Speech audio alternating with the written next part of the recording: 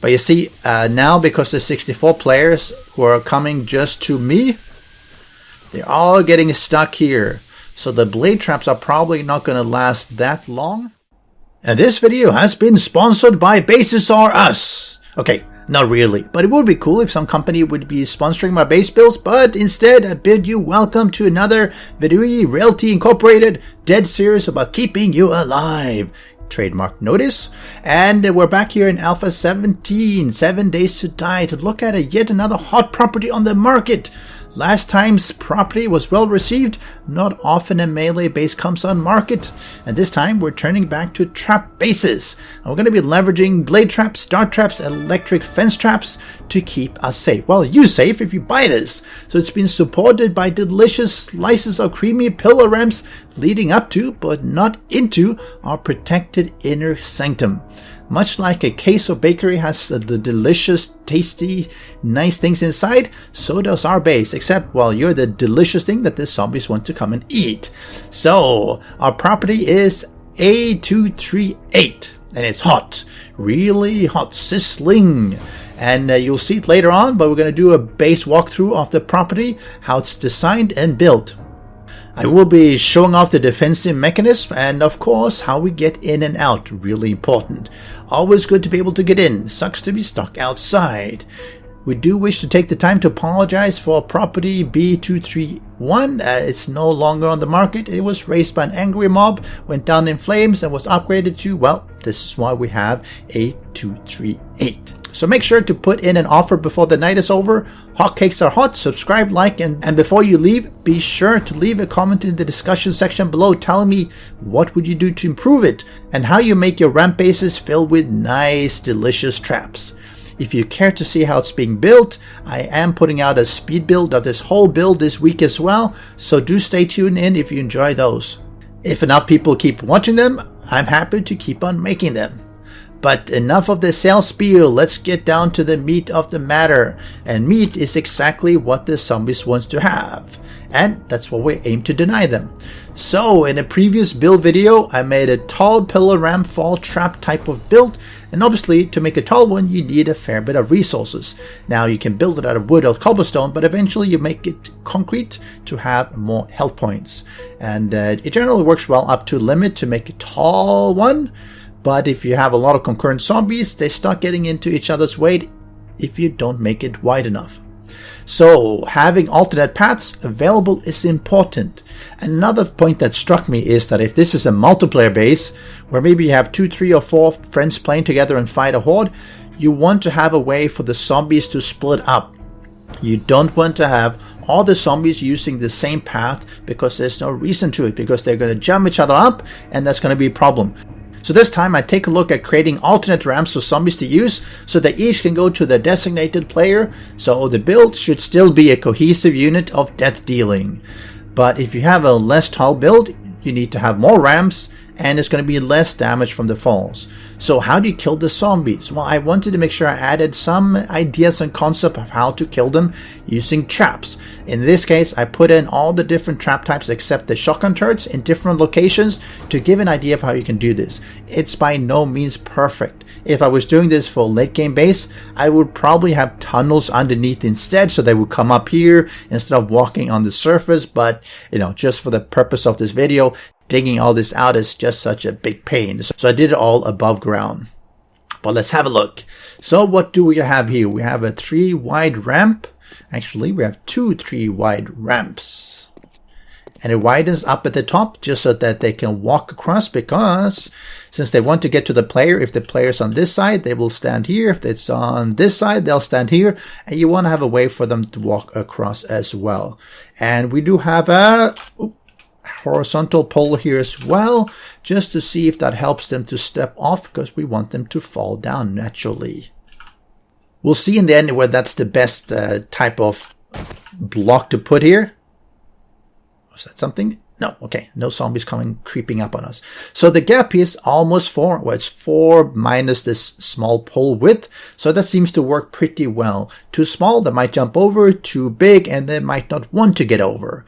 So we have the player cage, which is the usual bird cage. We can shoot out from it.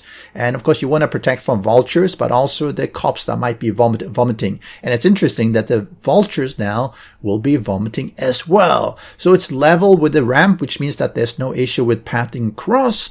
If you're up there on the roof, and the zombies might decide that they can't get to you, so they start bashing the ramp, which is what we don't want.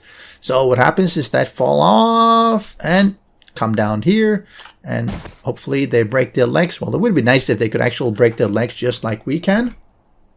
Unfortunately, they don't, but they take a little bit of damage. So I think at 10 drop height, they take about 30 plus minus. If you make it higher, obviously damage will go up, but it's still capped at, I think, a third of max health. So I didn't want to make it too big. You can, just requires more resources. But the too high doesn't really make enough sense either, because they're still capped at a third of their health points. So while that might help at the high level to high tier zombies that have a lot of health, a lot of the normal ones only have maybe 150 to 300. So you want to take that into account as well. Now, once they've fallen down here, of course, they want to go back to where the player are. So that's important, and that's why I make a path here in the middle. They will run past here, and that's why I put all the traps. Now, keep in mind, this is more conceptual to give you a general idea of how to hit them with various traps as they run back towards the ramp here. Oh, I turned everything up, so that's fine. So I put the trigger plates, and of course you could put motion sensors or tripwires potentially. I know the motion sensors could have some performance issues in Alpha 16. I haven't tested them out extensively here, but they could work. I also have, well, you can't see that, but I have dart traps back here, and I have blade traps here, and these are electric fences. So I tried to put in a few different ones. You could have everything on different switches so that you can engage them independently. But let's say you only want to have the electric fence, maybe only the blade traps, or maybe only the dart traps.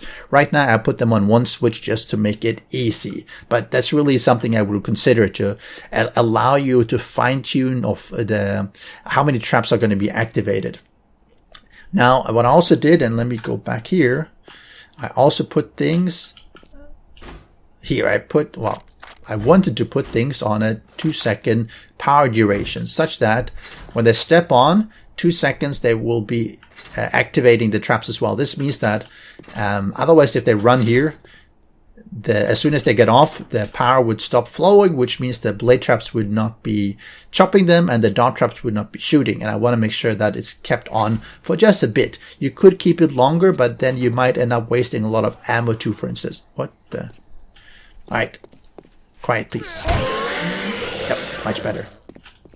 So 2 seconds, play around with it. 1 second, 3 seconds. If you go too high, you're just going to waste a lot of the darts. You might not want to do that. If they make it back to the beginning of the ramp, well, what's going to happen is that they're going to come back here up again and again and again. So this is the basic way how that works. They run up, fall down, run through the... Okay. Kill all. We don't want to have all of them here. Why was that one here? Interesting. Anyway, we'll delve into that another time. I don't know why there was a screamer here. That's really peculiar. But anyway, so I'm not going to fall down and break my leg. That would be a bit annoying. So how do I get in and out of the base? Well, my door is up here, so you could put ramps, which works pretty well. Just gives me a way to get in and out and pick up the ramp. And this is why I have my basic control here. I have the generator bank, and let me turn it on. And a bit of noise. I have my hatchavator here, so I can get up. And as you see, some of these ones are on blade trap, which is the one that is diagonal. I don't have any trip wires or trigger plates there because I keep them running the whole time. You see that all throughout. Most of the times they will be going through here anyway. They might go through here at some points, but generally they don't because this is the fastest way. So this is the basic one with the bird cage, and of course I have a way up here as well if I really want to have a better view of the base. So that's the whole thing. Pretty simple, pretty straightforward if you built one of these kind of stilt ramp bases. It's just depending on how you put all your traps and so the design of what you have. So from the inside we have a nice view of the whole base, and one of the reasons that I wanted to have, like I said, the multiple ramps is that if you're playing multiple people here, because you could have one person standing here, one here, one here, one here, and generally the zombies that are tagged to that player would come up through the ramp that is nearest to them, because that's the shortest path. So generally that would happen. Of course they would flow across the different ramps a little bit depending on where they fall down, depending on where they spawn in, but in general that's what would happen, and that allows you to split the horde up a little bit, so you don't have, let's say you have 16 concurrent and you have 4 players, that would be 64, and you don't want to have 64 running up here. It could work, but you'd rather have 16 here, 16 here, 16 here, and 16 here, just to spread it out a little bit. So should we try to spawn in some zombies? Why not? So I'm going to break this one simply because I need some visual to spawn in. And let's see here. Let's get in. Feral. Let's get that one. Let's say and run up here as well. Right. They should be running up. And they run down. Take some damage. And they walk or run here. And they take some damage from, well, he died from the dart traps. These two are taking damage from the blade trap and the dart trap and died. Pretty easy, right? Well, let's see, we put in, let's see, what can we do?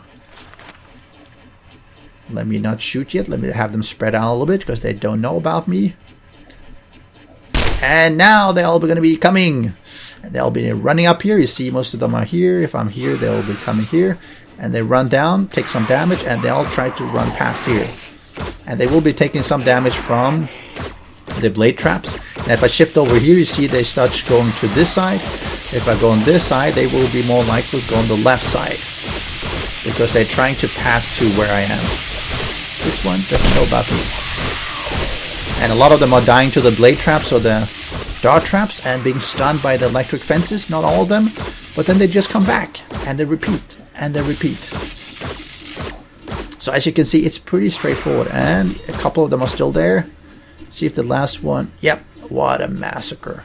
Right, so you see they go after where the player is. If I'm over here, they tend to run this side. If I'm here, they go this side. You can sort of stand here in the middle and just shift a little back and forth if you want to spread them out a little bit. So that works. It's a pretty straightforward way of doing it. Let me see what's my game stage. Game stage is 450. So let's try a normal Blood Moon Horde with, let me see, let's do that at 14. And let's pump up the time to, alright, here. You see anything? Yeah, now they start on spawning in. It's just 8 concurrent. Okay, they decided to come from this side. Alright, so they come from this side somewhere. And you see the same thing as all. Airdrop! Let's go for it now. Some of them got killed here because they were coming from this side. But then they want to get here and get rid of him. And it's a pretty good place. If the cops start wanting to vomit, you just bang them here. And see him's going to fall down. And the same thing happens here. For 8 zombies, this one can work very well. Now, you could think about, well, why do you even do this and not just have much more fall trap damage? Well, this is just to test out using traps, because if you have just ramps and you don't have any traps, it'll take longer for them to die. If you notice here, most of them probably die the first time, because the dot damage and the blade traps and the electric fences is enough to kill the normal ones.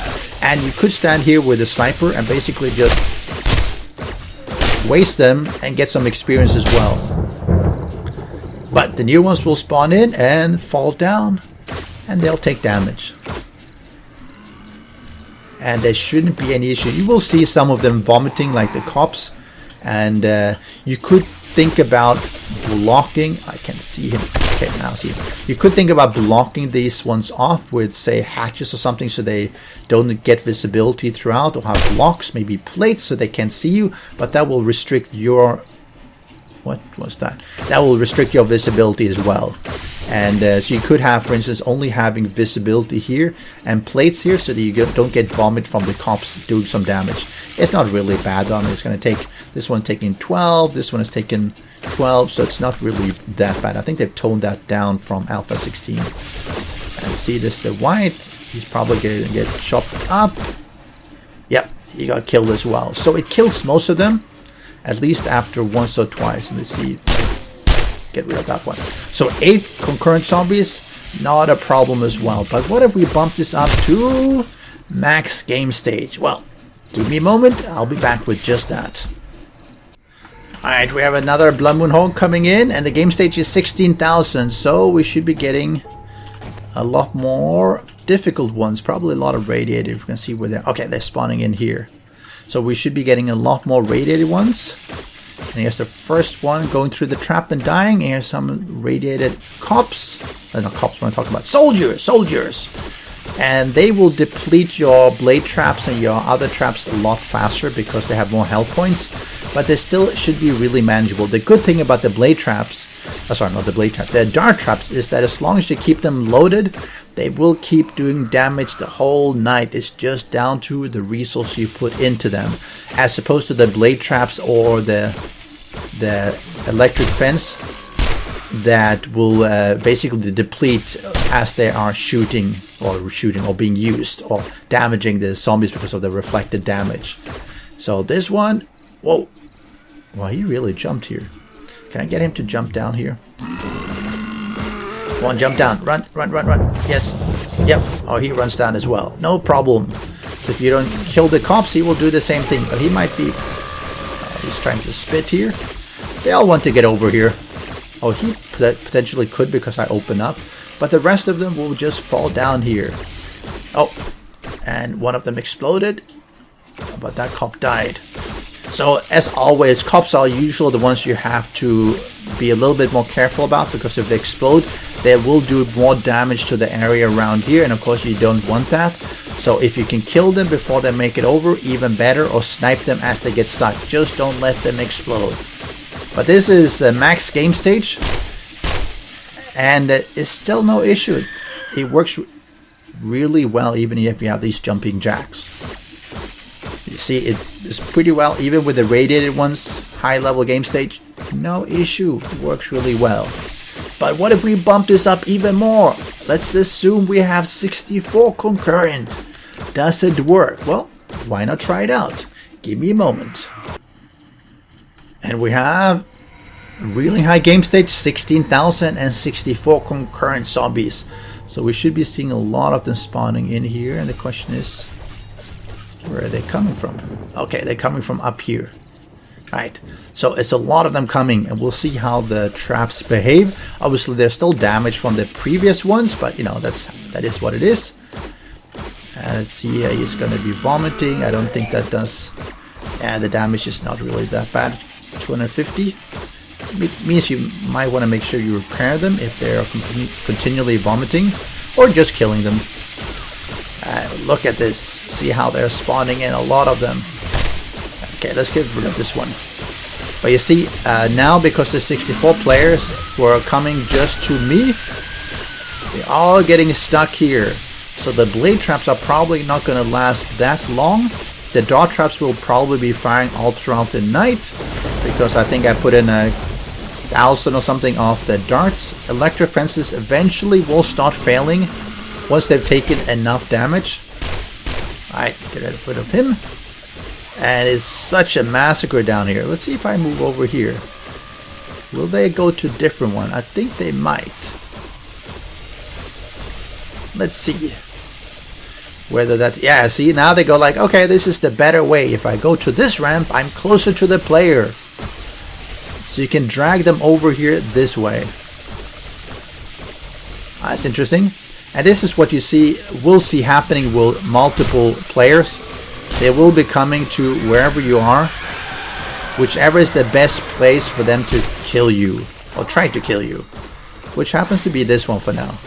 And if I go over here, we should be seeing the same thing happening as well. So I can alternate even with this high game stage. Whoa. You see up here? Yeah. I can alternate to figure out where they're going to go. And see they're going through the outside now because it's so full here. And alternate where I want them to go. Now they're going here. If things are depleting, I can simply walk over here. And we should be seeing the zombies going over here instead. Let's give them a moment to fall down. Yeah, you see they go here, taking damage from these traps as well.